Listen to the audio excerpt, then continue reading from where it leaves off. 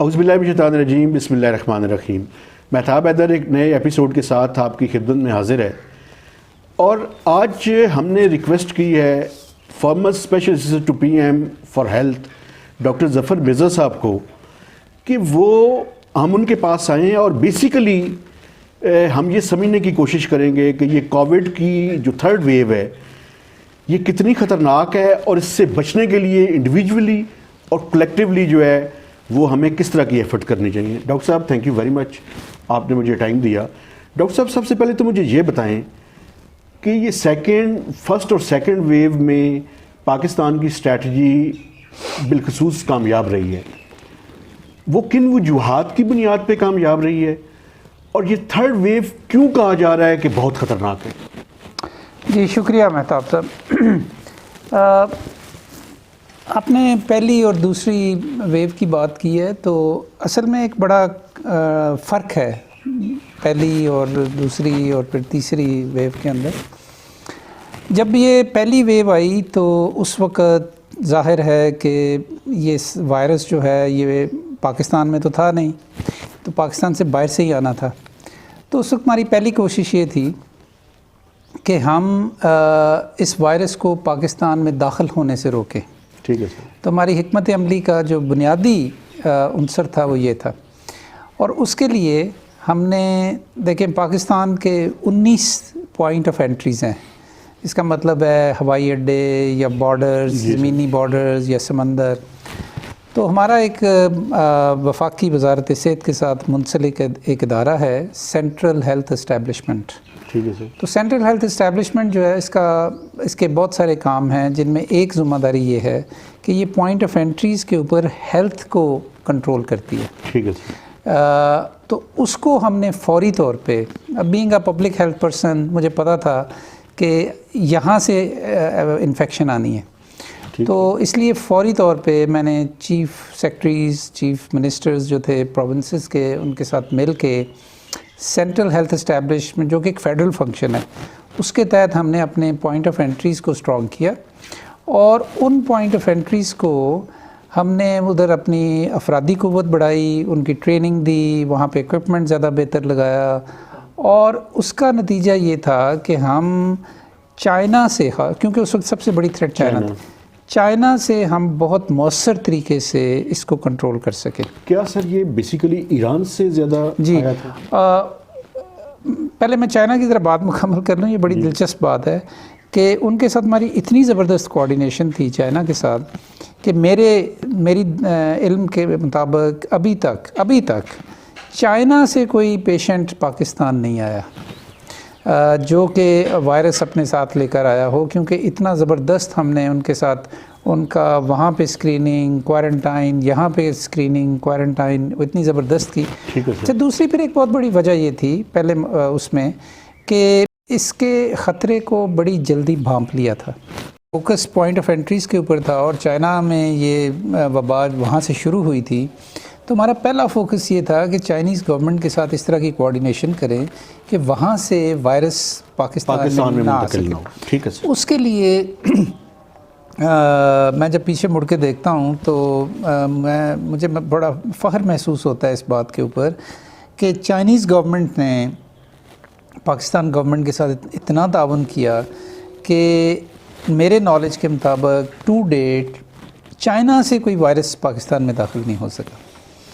لیکن ساتھ ہی ساتھ پھر ایران تھا، ایران کے اندر بھی ہمارے پاس ایک پیشنٹ بھی نہیں تھا اس وقت، اور ایران کے اندر ایپیڈیمک ہوا ہوا تھا، کم ان کا ایپی سینٹر بنا ہوا تھا، ووہان چائنا کا ایپی سینٹر تھا۔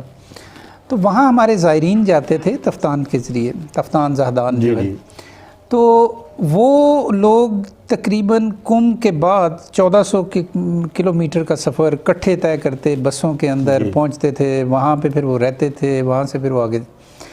جب ہم نے یہ کام شروع کیا تو اس سے پہلے اگر کوئی وائرس ان لوگوں کے ذریعے داخل ہو گیا ہو تو ہو گیا ہو، لیکن جب میں تفتان گیا اس کے بعد ہم نے ایک ایسا سسٹم ڈیولپ کیا کہ جو لوگ وہاں پہ واپس آ رہے ہیں ان کو ان کی یہ جو ہے شناختی کارڈ کے حوالے سے जिस प्रोविंस से वो आए थे उन प्रोविंशियल गवर्नमेंट्स को इन्वॉल्व किया और उनको क्वारंटाइन किया, तो उसका हमारे पास एक एक डेटा है। लेकिन उससे पहले जो नुकसान हो चुका था, जो लोग आ चुके थे, कितनी तादाद में लोग आए थे सर? कोई इसका हज़ारों लोग थे और कोई इसका तखमीना नहीं, वो फैल गए मुख्तलिफ जगहों पे। और लेकिन मैं with the benefit of hindsight जिसे कहते हैं, मैं ये समझता हूँ कि जब एक ग्लोबल पैंडेमिक हो रहा हो जिसमें 210 मुल्कों के अंदर ये फैल गया है, यहाँ से ना होता कहीं और से हो जाता। पाकिस्तान जो है वो अपने आप को फायरवॉल तो नहीं कर सकता था, बिल्कुल सर, लेकिन अपने तहीं हमने कोशिश ये की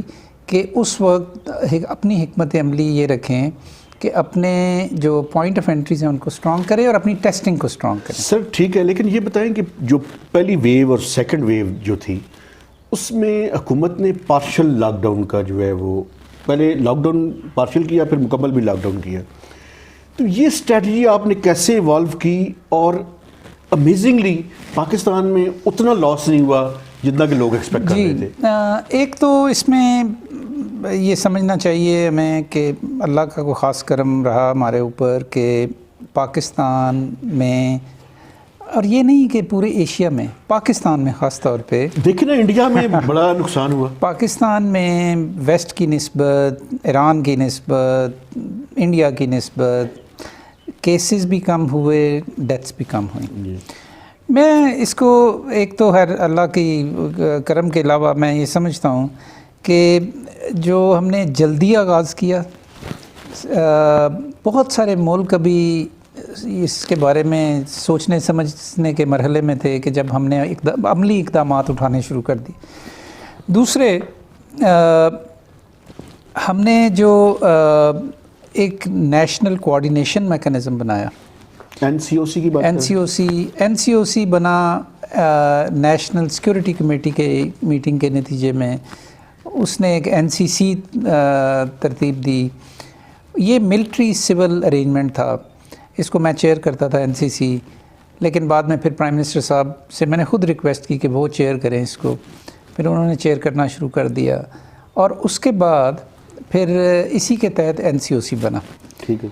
NCOC एक ऐसी सिंगुलर सक्सेस फैक्टर है पाकिस्तान के अंदर कि जो हमने इतना बर वक्त किया कि जिसके नतीजे में एक कौमी सतह पे एक मरबूत हिकमत अमली बनाना और उसको इम्प्लीमेंट करना मुमकिन हो सका हमारे। लेकिन सर एक चीज़ थी उस ज़माने में, बड़ी डिबेट थी, वो ये थी कि प्राइम मिनिस्टर ने अनाउंस किया कि हम पार्शल लॉकडाउन की तरफ जाएंगे, लेकिन उसके बाद कंप्लीट लॉकडाउन हो गया। तो क्या मिलिट्री ने ये डिसीजन किया था? नहीं, मैं अर्ज़ करता हूँ, असल में 14 मार्च, ये 2 दिन पहले उसकी एनिवर्सरी थी, 14 मार्च को नेशनल सिक्योरिटी कमेटी में फ़ैसले हुए जिनका मैंने ही ऐलान किया था और हमने जनरल लॉकडाउन किया था।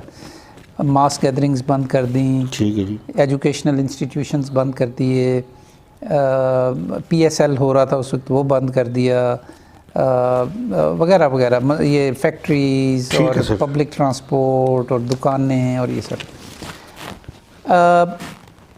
वो उस वक्त जब लॉकडाउन किया तो उसका एक बड़ा ज़बरदस्त इफ़ेक्ट हुआ, लेकिन मैं इसका क्रेडिट फुली प्राइम मिनिस्टर साहब को देता हूँ, इसलिए कि उन्होंने शुरू से हमें इस लाइन पे रखा कि पाकिस्तान में अगर जनरल लॉकडाउन करेंगे तो इसको ज़्यादा देर तक आप कायम नहीं रख सकेंगे, इसलिए कि पाकिस्तान की तकरीबन आधी आबादी जो है वो डेली वेज अर्नर्स हैं। ठीक है सर।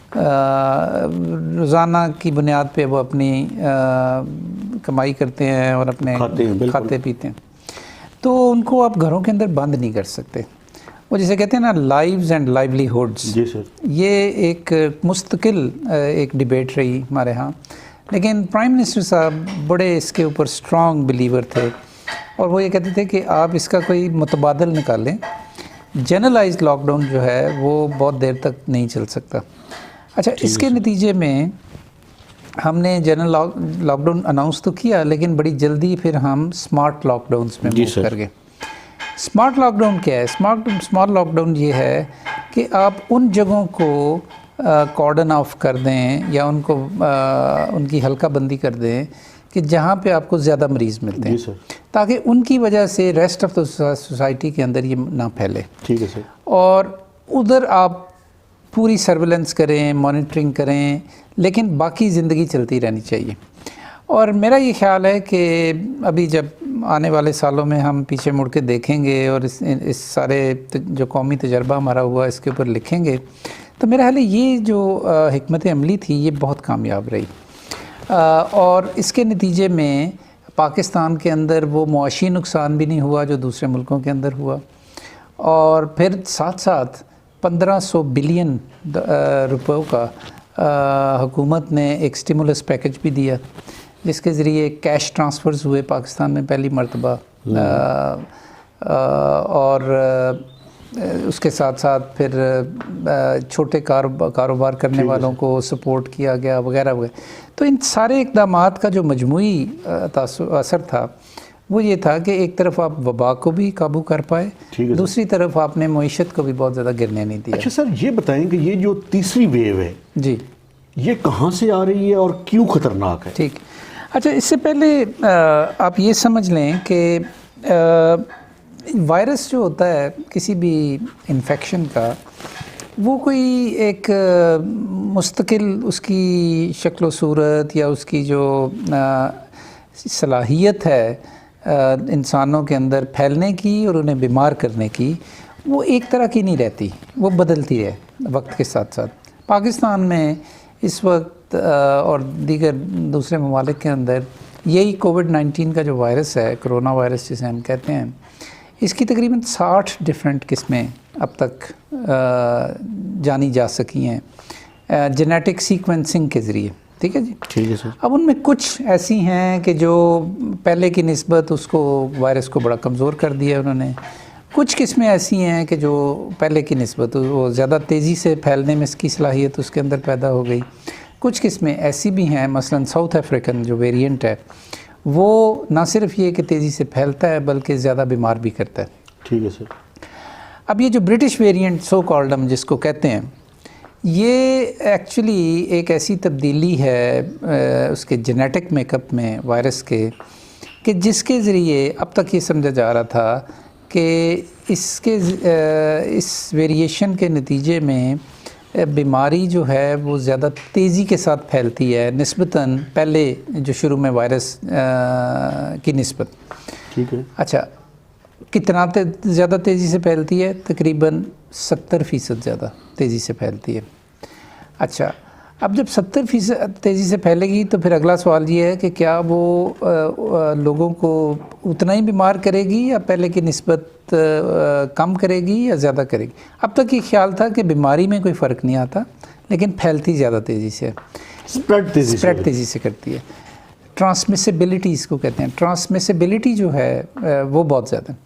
لیکن ابھی حال ہی میں کچھ اسٹڈیز ایسی بھی آنی شروع ہوئی ہیں کہ جس کے نتیجے میں ہمیں پتہ لگ رہا ہے کہ شاید یہ بیماری کی شدت بھی اس سے زیادہ ہے. کتنی زیادہ ہے یہ بھی ہمیں پتہ نہیں ہے. اچھا, کہنے کا مطلب یہ ہے کہ اگر وائرس زیادہ تیزی سے پھیلے گا تو 5% سے کم لوگوں کو یہ شدید بیمار کرتا ہے, لیکن اگر جب زیادہ تیزی سے پھیلے گا اور زیادہ لوگوں کے تو ان کا 5% بھی بڑھ جائے گا. ٹھیک ہے نا جی, بالکل, تو اس کا والیوم بڑھ جائے گا. تو اب ایگزیکٹلی یہ ہو رہا ہے. ایک تو یہ وائرس کی ویریشن کی وجہ سے تیسری لہر زیادہ سیریس ہے.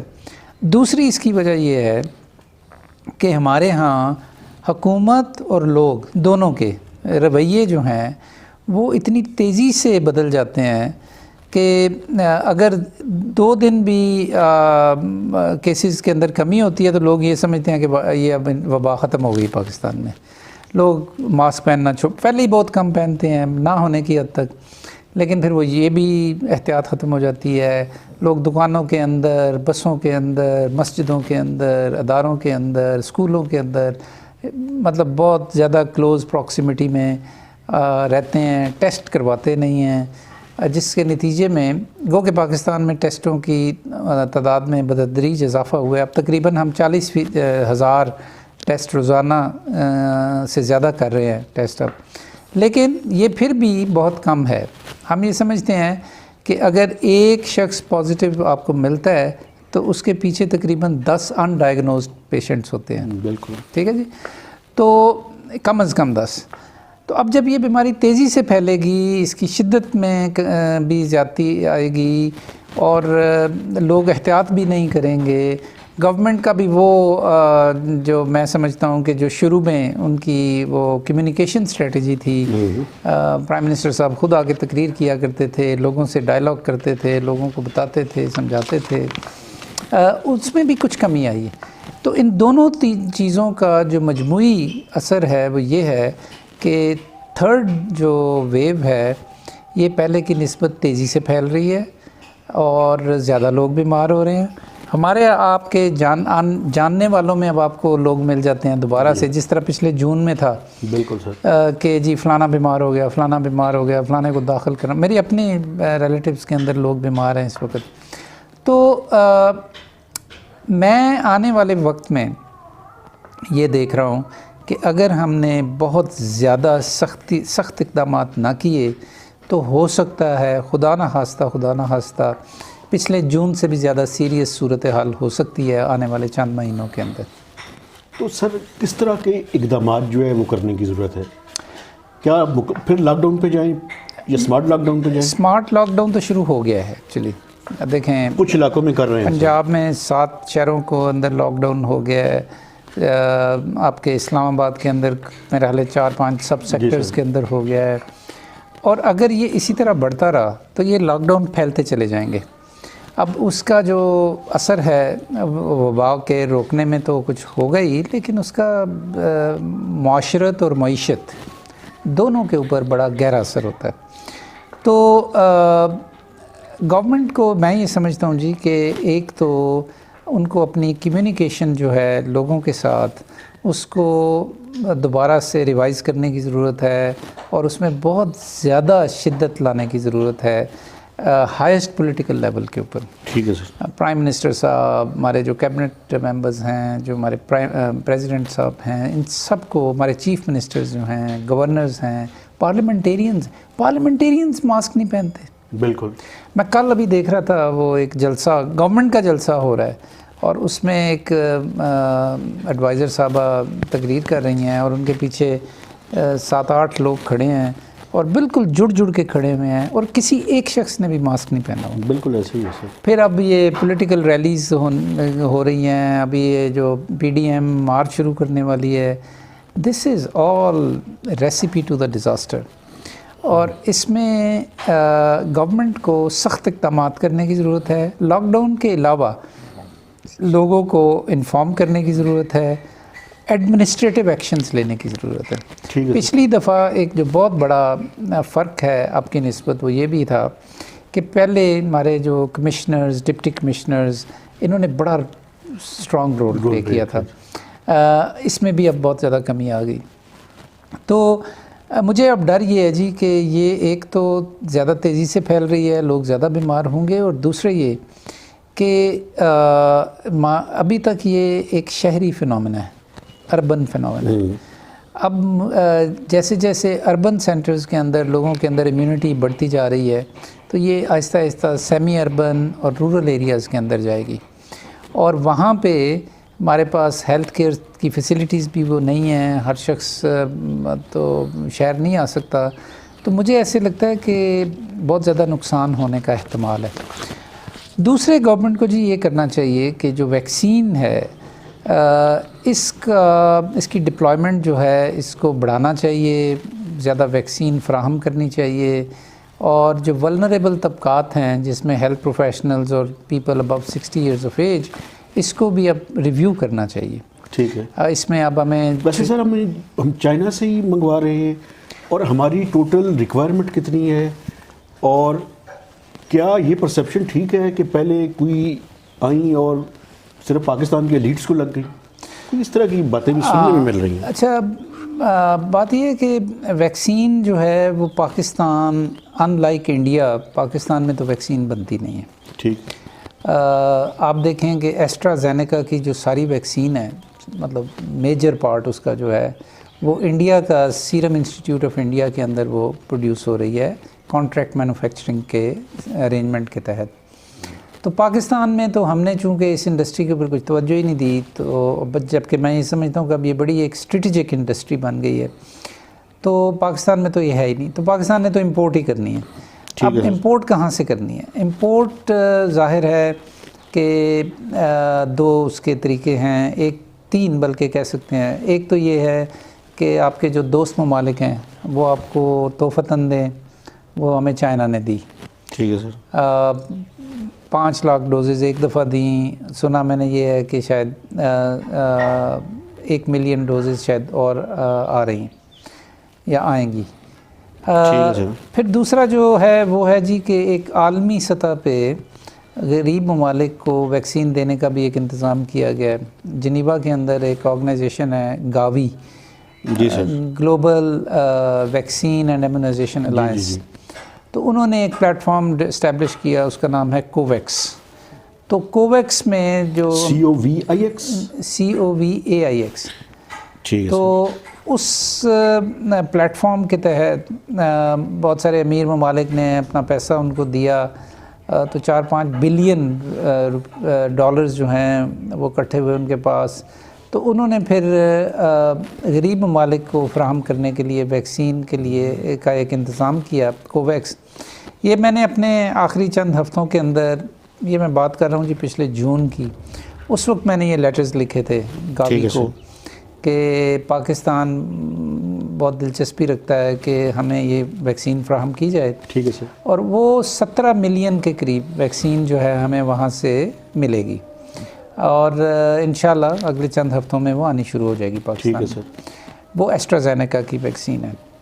تو ابھی تک پاکستان میں سائنوفارم اور ایسٹرازینیکا کی جو ویکسین ہے وہ، پھر پرائیویٹ سیکٹر کے اندر لوگ کوشش تو بہت کر رہے ہیں، لیکن میں نہیں دیکھتا کہ آنے والے وقت میں کہ پرائیویٹ سیکٹر کے اندر یہ ویکسین ایزیلی اویلیبل ہو سکے گی۔ اس کی وجہ یہ ہے کہ پبلک سیکٹر یا گورنمنٹس جو ہیں دنیا کی، انہوں نے ایڈوانس بکنگ کی ہوئی ہے اس ویکسین کی۔ وہ ویکسین بھی بک چکی ہے جو ابھی بنی نہیں، ڈیفینیٹلی، بالکل ٹھیک ہے۔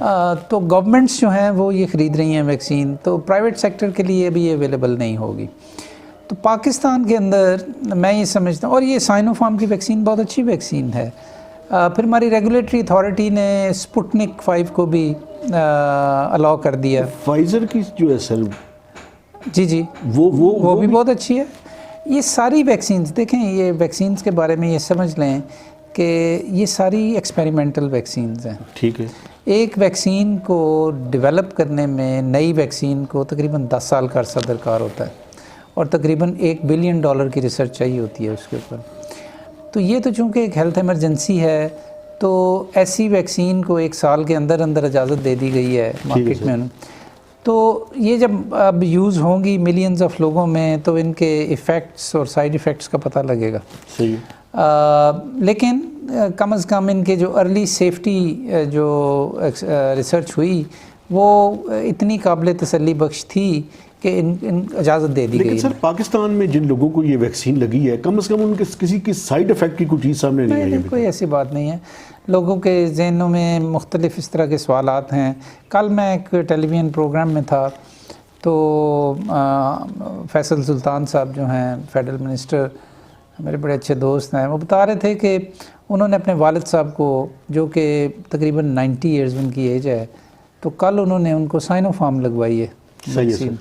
میں میرے بچوں کی جو نانی اما ہے، ان کو آج لگ رہی ہے سائنوفارم ہی لگ رہی ہے۔ ٹھیک ہے سر۔ تو میں یہ بات اس لیے کہہ رہا ہوں کہ آپ کے اس انٹرویو کے توسط سے لوگوں کو اعتماد ہو سر، جی لوگوں کے اندر یہ بات جائے کہ اگر ہم لوگ یہ اس طرح اپنے بزرگوں کو یہ لگوا رہے ہیں، تو باقی لوگوں کو بھی اپنے بزرگوں کو رجسٹر کرنا چاہیے، اور اس چکر میں نہیں پڑنا چاہیے کہ یہ کون سی ویکسین ہے۔ اگر گورنمنٹ نے اس کو رجسٹر کیا ہے تو بہت کچھ دیکھنے کے بعد کیا ہے۔ بالکل ٹھیک ہے سر۔ تھوڑا سا اجازت دیجیے، وقفہ لیتے ہیں، وقفے کے بعد امید ہے کہ آپ ہمارے ساتھ ہی رہیں گے۔